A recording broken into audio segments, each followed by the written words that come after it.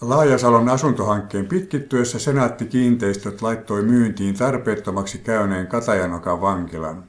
Pohjana oli 4 ongelmaa.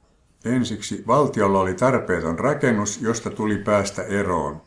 Toiseksi yhteiskunnalla oli ratkaisematon ongelma, syrjäytyneet nuoret. Kolmanneksi kaupunkia pitkään rassannut Laajasalo-konflikti sekä 4. taho, joka halusi ostaa vankilan ja tehdä sitä nuoria kuntouttavan keskuksen. Rakennuksessa oli ravintola ja hotelli sekä runsaat muut koulutustilat usealle opintolinjalle.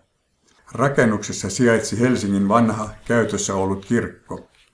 Rakennus edusti yli 200 vuotta vanhaa kulttuuriperinnettä. Hanke edusti kaikkea sitä, mitä syrjäytyvä nuori kulttuurillisesti, henkisesti ja hengellisesti sekä kansainvälisesti voisi toivoa. Liittopresidentti Johannes Rau vieraili samanaikaisesti Suomessa ottaen esille Lapin tuhon.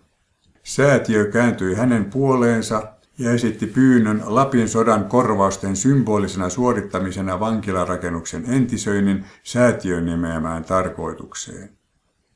Mutta niin kuin aina, raha ratkaisi.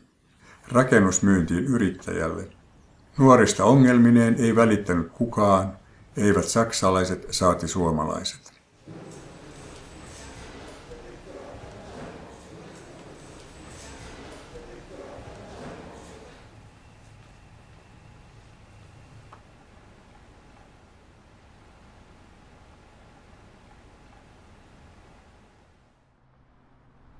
Lopulta asuntola perustettiin Mäkelänkadulle Näkövammaisten keskusliiton entiseen toimitaloon.